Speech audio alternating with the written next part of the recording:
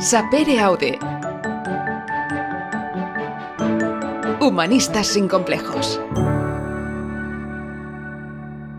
Bienvenidos a Sapere Aude, Humanistas sin complejos. Hoy de nuevo abrimos la puerta de este hemiciclo extraordinario donde todos nos acompañáis. Agradeceros infinito porque la comunidad de atrevidos y atrevidas a querer saber un poquito más cada vez aumenta. Es una auténtica barbaridad teniendo en cuenta la corta trayectoria, la corta vida de este podcast, cómo ha aumentado. Y nosotros encantados como siempre de compartir conocimiento con todos vosotros, porque ya son unos cuantos los invitados e invitadas que nos han acompañado, con los que hemos tenido el privilegio de charlar y a los que les agradecemos infinito que nos cedan unos minutos para poder charlar con ellos, como es el caso de Jorge Carrión, que hoy nos acompaña. ¿Qué tal, Jorge? Bienvenido. Hola, ¿qué tal? ¿Cómo estás? Pues nada, un placer, yo encantado, la verdad. Ganas tenía de charlar contigo y más aún tenía ganas de charlar contigo, Alexis Piquer. ¿Cómo estás, Alexis? Bienvenido.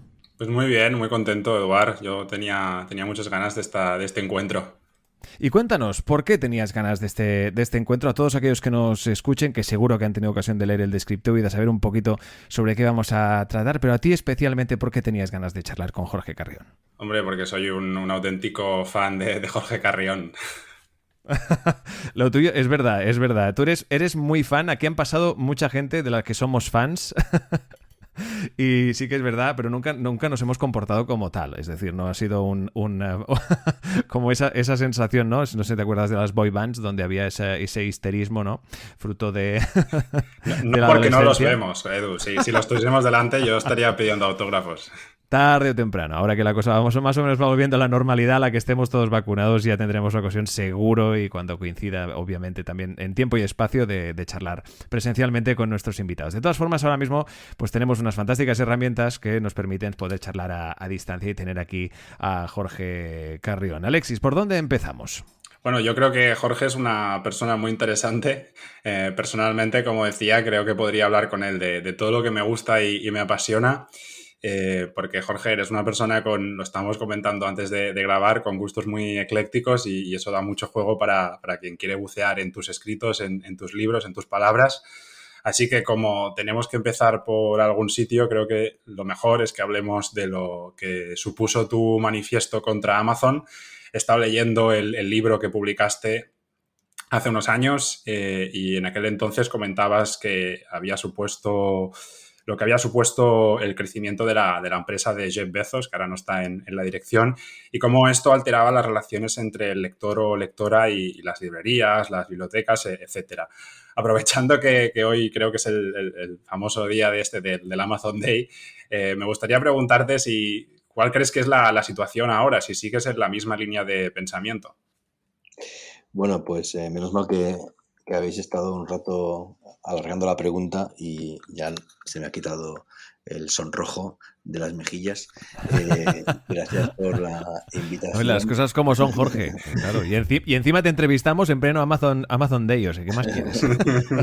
Y yo justamente ayer acabé de leer un libro que ha publicado Asteroide, que se llama Friday, Friday Black.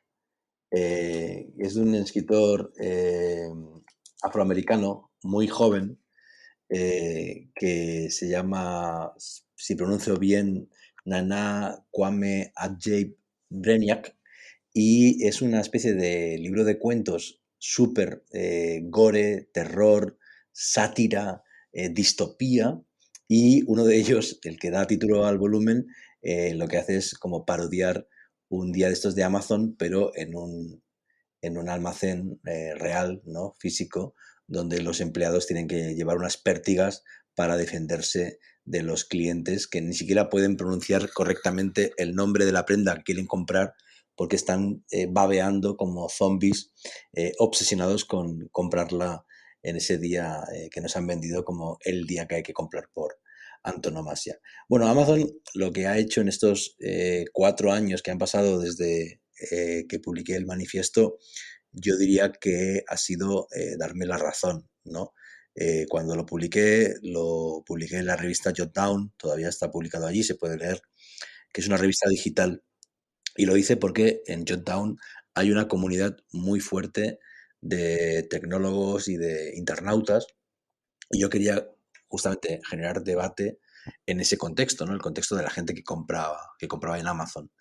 Y bueno, pues fui recibido tanto con elogios y comprensión como con rechazo y con insultos, porque hace 4 años todavía yo creo que primaban las ventajas de Amazon, por ejemplo, pues que la gente que vive en el campo tenga acceso a según qué productos o libros, o que quien lee en libro electrónico y tiene problemas de vista pueda ampliar la letra y leer cómodamente.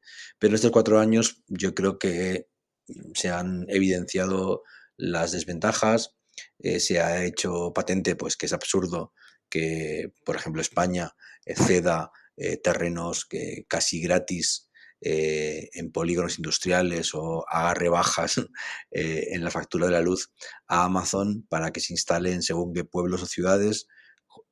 Se supone que para dar empleo, yo creo que empleo precario y sobre todo pues que no pague impuestos, ¿no?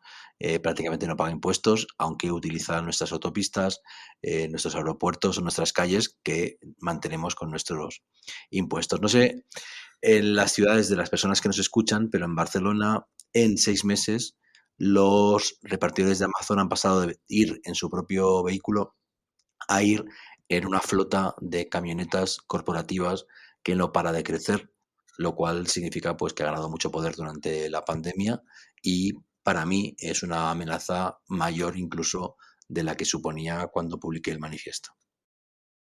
Yo la verdad es que, Jorge, cuando leía el contra Amazon, empatizaba bastante con los argumentos que compartes en el libro, pero se me ocurría, bueno, una reflexión un poco más profunda, y es que puede que la pregunta no deba centrarse en Amazon, sino en la sociedad, las personas, en definitiva, en nosotros, porque ¿no será que Amazon tan solo está satisfaciendo lo que la sociedad demanda en la actualidad? O sea, ni más ni menos. Desgraciadamente, hay muchas cosas que no me gustan de las dinámicas sociales en la actualidad, pero la sociedad está repleta de valores que casan con lo que ofrece Amazon y otro tipo de empresas, ¿no? Podemos mencionar aquí, pero tampoco es el momento.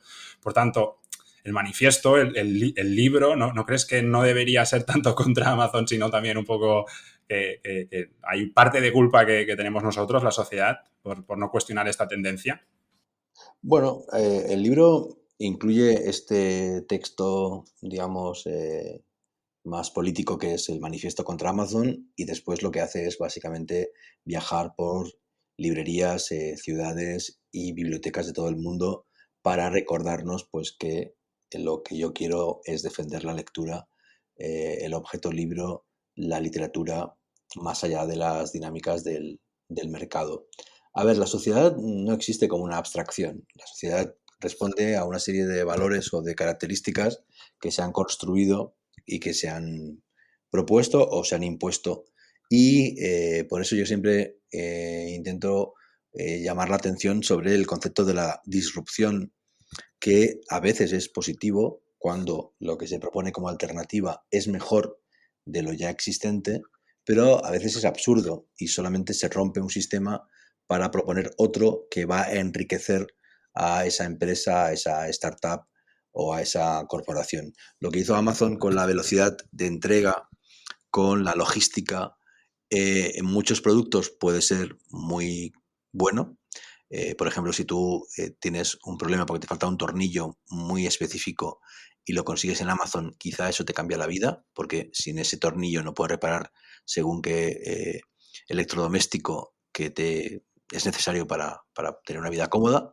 Pero en cambio, con los libros, pues la verdad es que en general tú no necesitas que un libro te llegue rápido a casa. Los libros se vinculan con la lectura, con la lentitud, con el deseo, con valores que no tienen nada que ver con lo que propone Amazon. Y el problema es que Amazon y tantos otros mecanismos de la disrupción de pronto plantean eso como una necesidad y se imponen hasta llegar a una especie de monopolio mental, ¿no? Para mucha gente, Amazon es el único lugar donde se puede comprar por Internet. Para mucha gente es la única librería digital, ¿no? Entonces, yo lo que intenté cuando publiqué el libro en el 2019 y lo estuve presentando por toda España y por América Latina, era llamar un poco a la reflexión. que no es solo con Amazon, es con todo, con Facebook, con Instagram, con Google.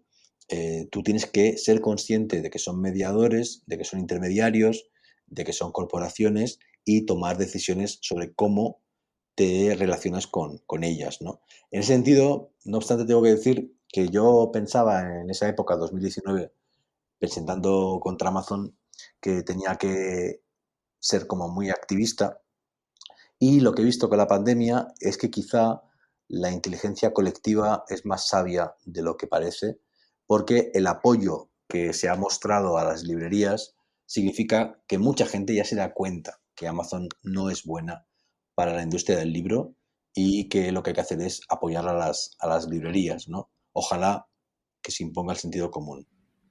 Pero ¿cabría un contra Netflix? Por supuesto. De hecho, el ejemplo de la disrupción es la misma, ¿no? Lo que pasa es que la disrupción de Netflix era todavía más absurda que la de Amazon y yo creo que no se ha impuesto, ¿no? Porque fíjate que cuando Netflix decide estrenar todas las temporadas de golpe, con todos los capítulos en un día, podría haber cambiado el mercado del consumo, la lógica del consumo audiovisual y HBO, Movistar, etcétera, podrían haber seguido la misma línea. Pero esa disrupción no se mostró tan exitosa.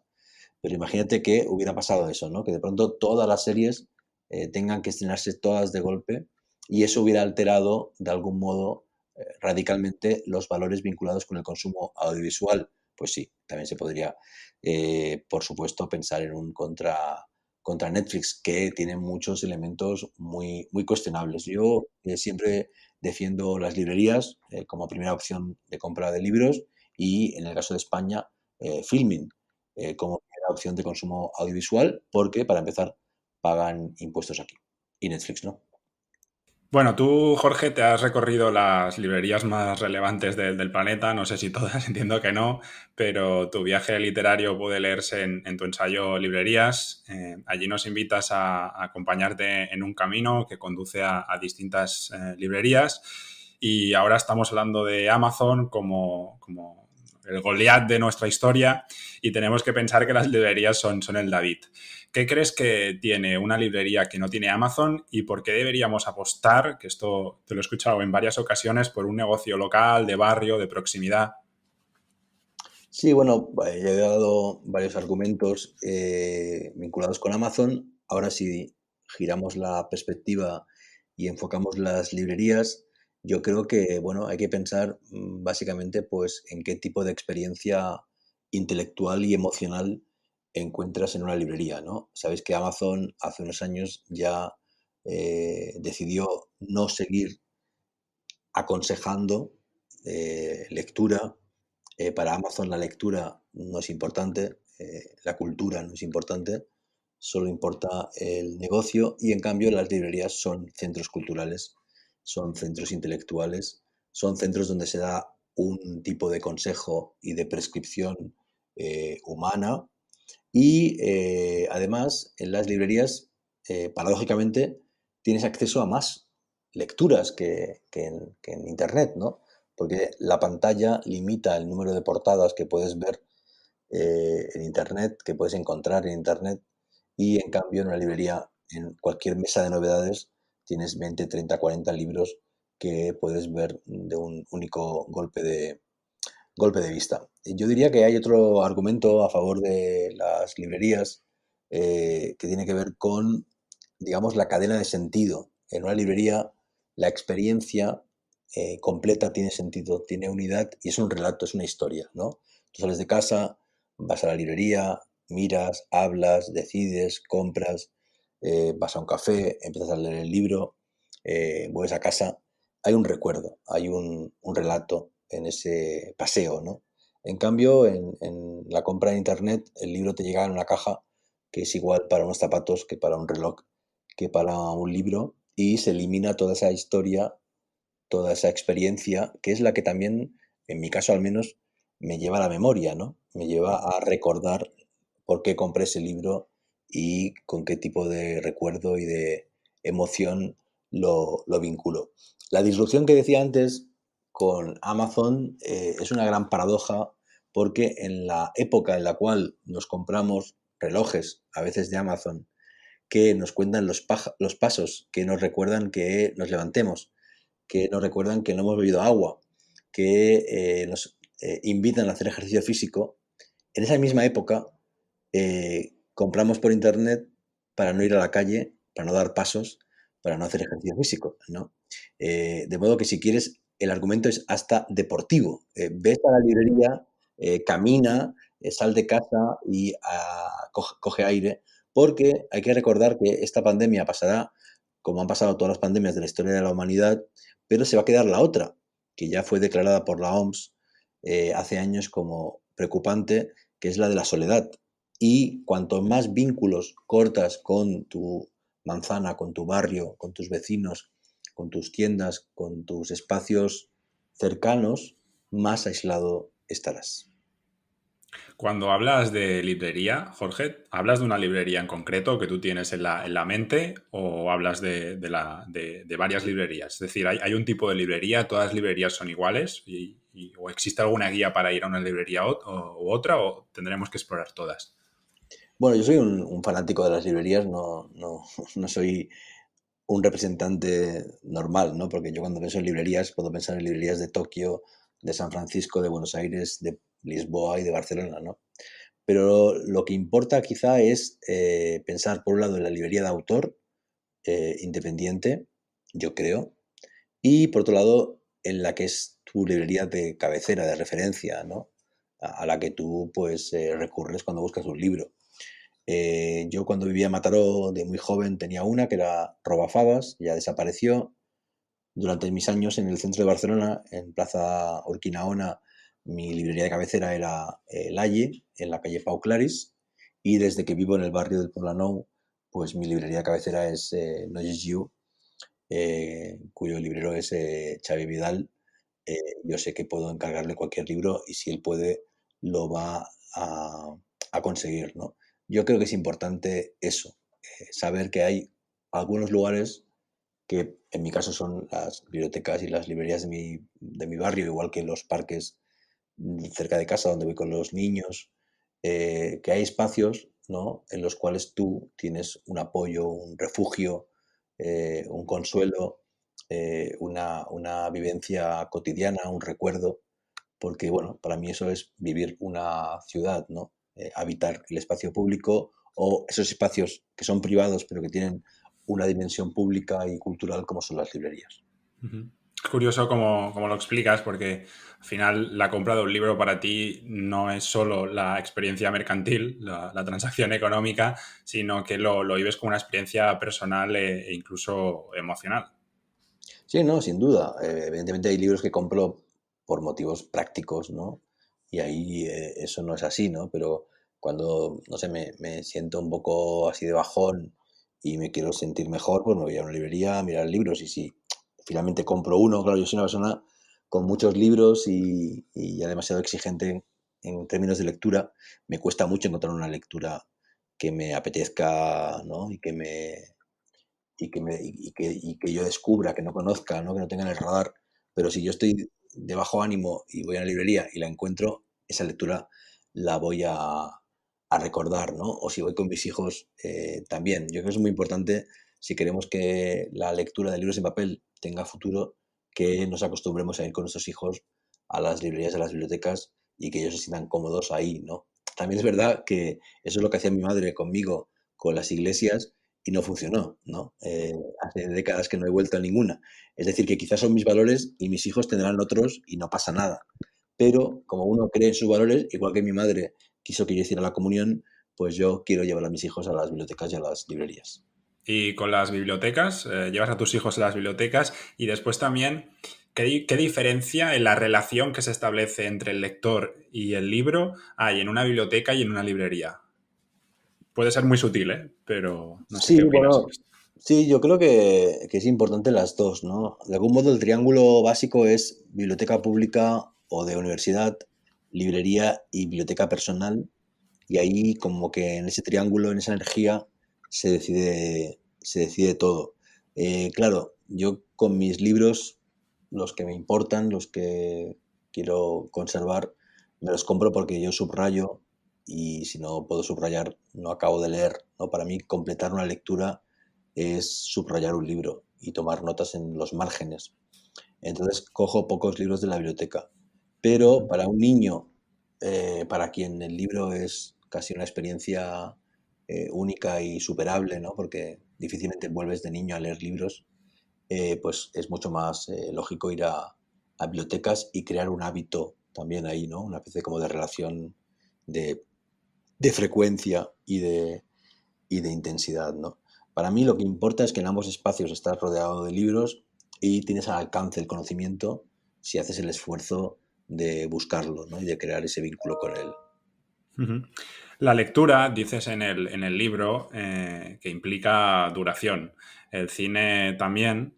Y bueno, pensando en esto, actualmente pues parece inconcebible atender a una actividad, sea cual sea, más allá de los impactos que tenemos todos en nuestro día y las distracciones constantes.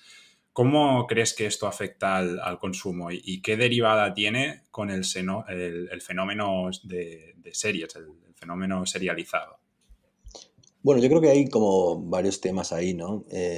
Depende mucho de qué tipo de relación tú estableces con una experiencia cultural y hasta qué punto esa experiencia cultural se vincula con tu vida cotidiana o con el multitasking, ¿no? Yo, por ejemplo, escucho podcast mientras camino, no escucho podcast en ningún otro contexto. O, en cambio, la experiencia cultural que la vinculas con la concentración y con la exclusividad, ¿no? Por ejemplo, pues ver una película con tu pareja por la noche o leer un libro en la playa o en un viaje, ¿no? Entonces depende qué tipo de intensidad y qué tipo de aura le das a esa experiencia. En concreto con las series, lo que yo creo que ha pasado, y ha sido muy raro y muy interesante, es que durante la pandemia hemos tenido mucho tiempo para consumo audiovisual y nos hemos dado cuenta de que por muchas series que se produzcan, el archivo de series de Netflix, HBO, Amazon, Filmin, Movistar, etcétera, es incomparable con la biblioteca universal, ¿no? Es decir, tú puedes ver las 100 series buenas, pero nunca vas a leerte los 100.000 libros buenos, ¿no? Entonces, estuvimos viendo muchas series y muchas películas durante el confinamiento y después volvimos a la lectura, porque finalmente son tantos siglos o milenios de tradición literaria que ningún otro lenguaje puede competir, ni siquiera en términos de cantidad, que es justamente la apuesta que hacen las series y la cultura digital. Estamos hablando en general de unos nuevos hábitos de consumo muy marcados en la sociedad, también generados por estas plataformas que estamos comentando, tanto de compra como de series, de cine y demás.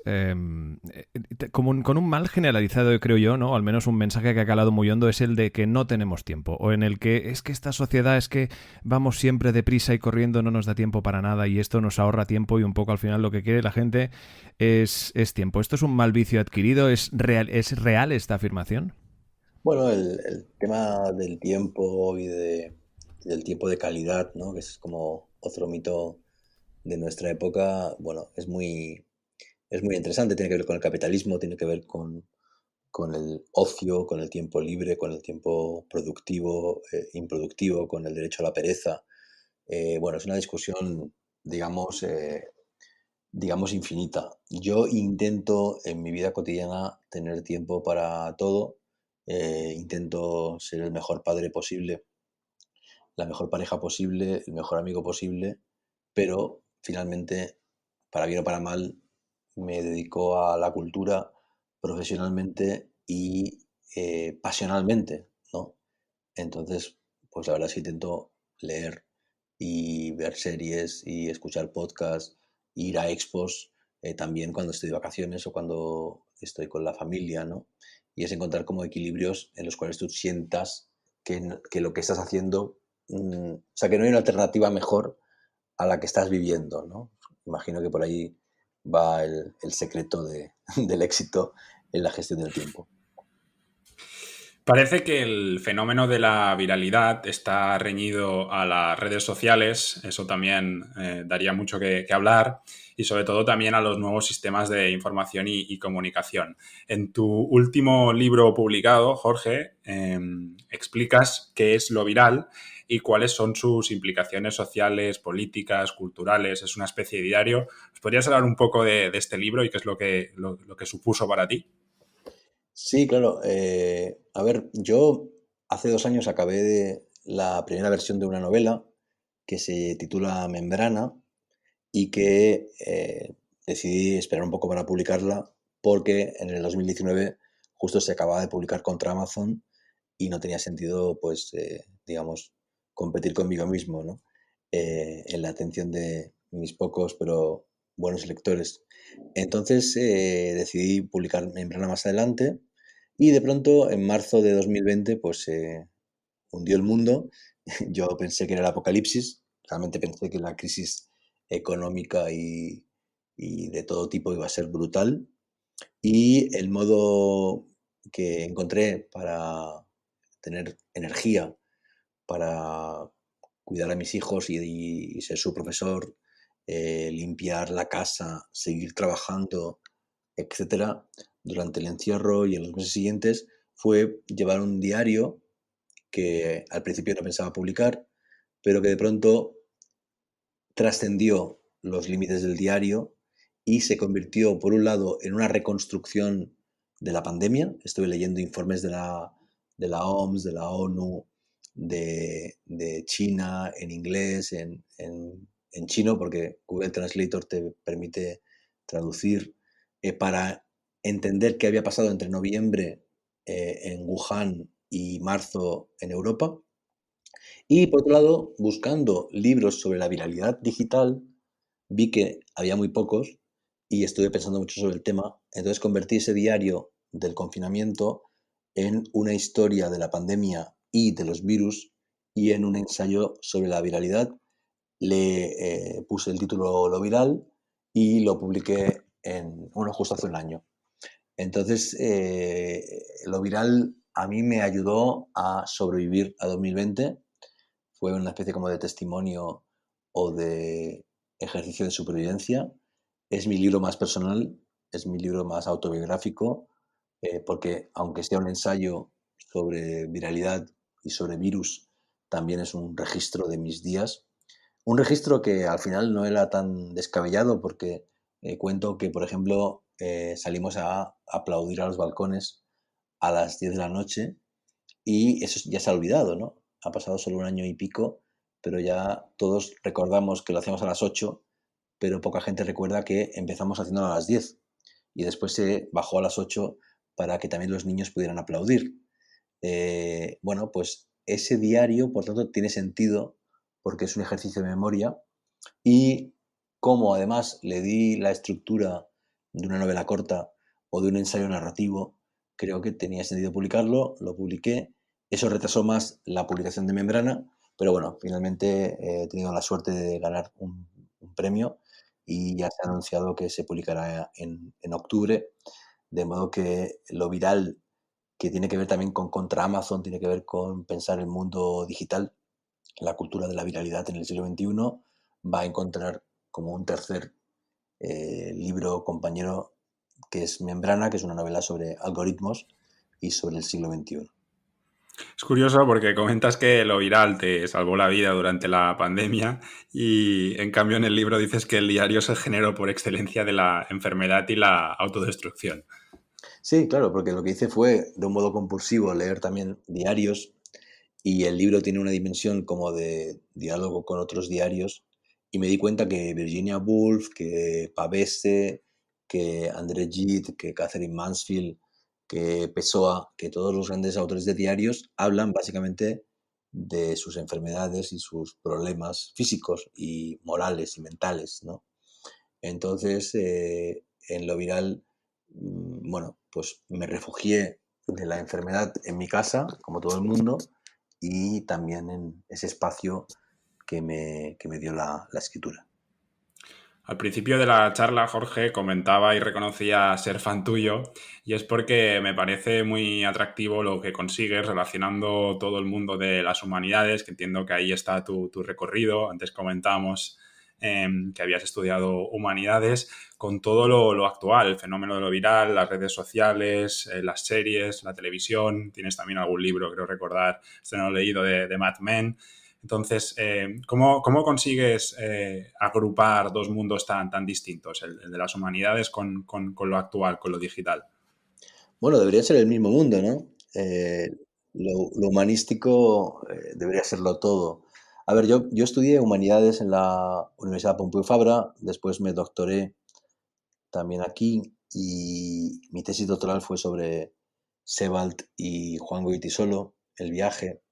Y durante mucho tiempo solo leí clásicos, solo leí autores muertos o casi, y teoría literaria, etcétera. Y de algún modo lo que ocurrió fue que en la primera década del siglo XXI, hacia el año 2005-2006, descubrí las series de televisión, volví a leer cómic de superhéroes y se me ocurrió una novela que se llama Los Muertos, que es una novela sobre una serie de televisión, pero que habla del genocidio, del holocausto, de la guerra civil, de Walter Benjamin, de Paul Celan, etcétera. Y ahí encontré la síntesis entre mis estudios, mis referentes, los clásicos, los grandes autores que han hablado de la memoria, de la política, de la guerra, del genocidio, y mis otros clásicos, mis lecturas de adolescencia, mis lecturas de cómic, mi interés por la televisión. Yo jugaba a juegos de rol cuando era joven, muchísimo, publiqué artículos sobre juegos de rol, sobre ciencia ficción, sobre fantasía, y en Los Muertos encontré el modo de hacer una síntesis de mis dos mundos, de algún modo, ¿no? Que completé con un libro de ensayos sobre televisión que se llama Tele Shakespeare, y ahí pues seguí el camino de, no sé, de Humberto Eco o de Susan Sontag, que son maestros que han trabajado tanto lo pop, en el sentido de popular de su época, como lo culto, digamos, o lo elevado, o lo más erudito. Después, como periodista cultural y como crítico, me ha interesado mucho eso, y creo que lo que he hecho en estos últimos 10, 11 años ha sido justamente tender puentes entre lo que en lo viral llamo lo clásico y lo viral, ¿no? Entre la cultura del siglo XX y la cultura del siglo XXI, entre la cultura analógica, presencial, tradicional, y las nuevas formas como los videojuegos, los podcasts, las narrativas digitales, etcétera. Ahora comentabas un poco cuál ha sido tu viaje cultural desde que empezaste a relacionarte con las humanidades, pero es curioso porque este viaje ha ido cambiando. Al final, nuestra manera de consumo cultural ha cambiado y parece que hoy en día nos dejamos llevar por lo que nos recomiendan los algoritmos de las plataformas, también lo que nos recomiendan en los e-commerce, cuando compras online, etcétera. Entonces, entiendo que solamente si se tiene una visión férrea de lo que quieres leer, tú antes comentabas, oye, pues durante una época me centré en los clásicos. Si tienes esa visión férrea de lo que quieres leer y por qué quieres leer eso en ese momento y dejar de lado lo que te recomiendan, puedes un poco construir tu propio camino cultural, ¿no? Porque si no, de otra manera, estamos sumergidos todos en una especie de plasma tecnológico del que cuesta mucho salir. Yo lo veo como una especie de prisión. Sí, efectivamente. De hecho, por eso tiene tanto sentido la prescripción humana, tiene tanto sentido tener un libro de cabecera o apuntarte a cursos con un buen profesor, o incluso, no se ha impuesto, pero es una idea que yo creo que tiene mucho sentido, que muchos humanistas podrían dedicarse a ser como tutores personales, ¿no? Entrenadores de espíritu, personas que te recomienden lecturas, que te acompañen a ver expos o que te recomienden películas o series y las comenten contigo. Efectivamente, los algoritmos no tienen esa visión todavía de lo que te realmente conviene a nivel cultural. Y por otro lado, yo creo que es muy importante tener proyectos de futuro creativos o intelectuales o formativos que orienten el camino de tus lecturas y de tus intereses para discriminar, porque películas buenas, novelas buenas, series buenas hay muchas, ¿no? Pero hay que buscar aquellas que te convienen para un proyecto determinado. En mi caso, tiene mucho que ver con los proyectos en los que estoy trabajando. Por ejemplo, para cada ensayo del New York Times, durante unos meses leo en esa dirección. Por ejemplo, cuando he trabajado las temporadas de mi podcast Solaris, he ido leyendo para encontrar referentes, lecturas para mi podcast. Y ahora, por ejemplo, tengo ya un libro en mente, un próximo libro que quiero escribir. Y para ese libro tengo que leer sobre un tema y ya he empezado a comprarme libros y a leer en esa dirección, ¿no? Entonces, tener 4 o 5 caminos de intereses que te ayuden a crecer profesionalmente o intelectualmente en un ámbito particular, pues es muy, muy interesante y muy recomendable. Entonces, Jorge, esa es ahora mismo tu guía, ¿no? O tu manera de afrontar el camino cultural, tanto con los libros como con las series, como con las películas. Es decir, es la forma en la que se relacionan los libros leídos con los libros no leídos, pero que todavía posees, que tienes en tu casa, con los que conocemos, pero que todavía no hemos adquirido. Es un poco ese juego. Sí, de algún modo es eso, ¿no? Es como la idea de la lista, ¿no? De la lista de lectura, pues esa, ¿no? La idea de la lista de lectura, pero aplicada a un sentido común y aplicada a lo que siempre han hecho los libros, ¿no? Que es ayudarte a ser quien quieres ser en un sentido particular, ¿no? Y distinto al, al que, al que, al que eres, ¿no? Entonces, yo creo que igual que una carrera universitaria está formada finalmente por bibliografías, por itinerarios de lectura, la vida adulta, la vida posterior, la vida profesional, la vida personal, tiene que encontrar también sus propios caminos y sus propias rutas de lectura, ¿no? Y ahí, pues, efectivamente, hay un montón de pautas, nada más que buscar en Google listas de los mejores libros sobre tal tema o clásicos sobre tal tema o películas de tal director, de tal género, ¿no? Y ahí tú puedes ir formándote por tu cuenta. Pero algún tipo de guía, algún tipo de patrón, algún tipo de objetivo, yo creo que hay que tener.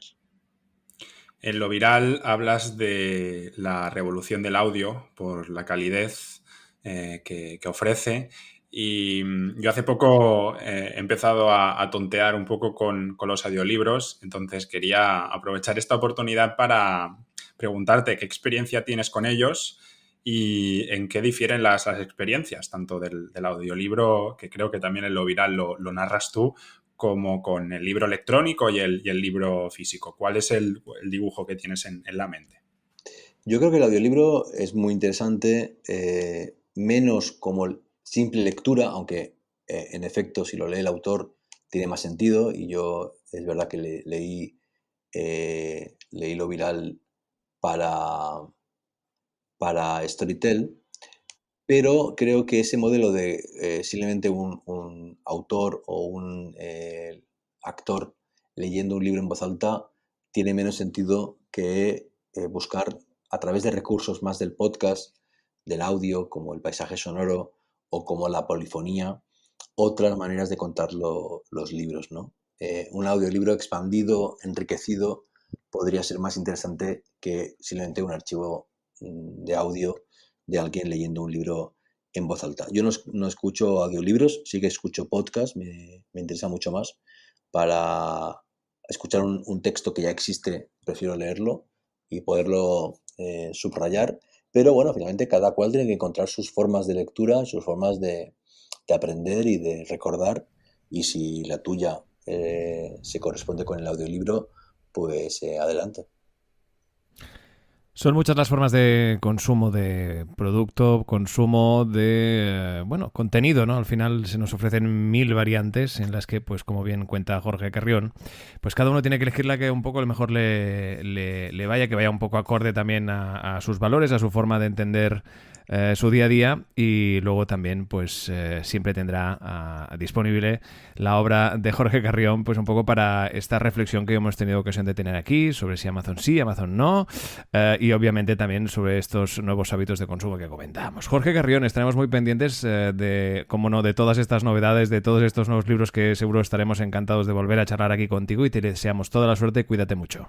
No, ha sido un placer y muchísimas gracias. Un abrazo. Alexis, antes de terminar, como siempre, ¿tenemos alguna reflexión final antes de terminar, o ya estás deseoso un poco de seguir también escuchando el podcast Solaris de Jorge Carrión? Pues me gustaría escuchar el podcast, me gustaría atender a las clases de Jorge, que creo que hace un máster de creación literaria en la Pompeu, si no me equivoco, Jorge. Así que, bueno, invito a todo el mundo que conozca y que no conozca a Jorge a que se acerque a su trabajo. Exacto. Y de nuevo, te has fijado, ¿verdad? El tiempo. Bendito tiempo que siempre nos falta para hacer todo lo que desearíamos, ¿verdad? Sí, para algunas cosas falta tiempo, pero bueno. Tenemos que ser generosos con Jorge también. Desde luego, desde luego. Y lo que decidamos invertir el tiempo, que lo vivamos con intensidad, porque al final hay que aprovechar también el tiempo que se nos ha concedido, ¿verdad? Exacto. Muy bien, pues fantástico. Como también el tiempo que, como siempre, os agradecemos que destinéis a estos minutos de charla que tenemos con nuestros invitados aquí en Sapere Aude, Humanistas sin Complejos. Ya sabéis que nos podéis encontrar en humanistassincomplejos.com y también en todas las plataformas de podcast habidas y por haber, Spotify, Apple Podcasts, iVoox, etcétera, etcétera. Como siempre, ahí disponibles para todos vosotros aquí en Sapere Aude, Humanistas sin Complejos. Gracias. Sapere Aude, Humanistas sin Complejos.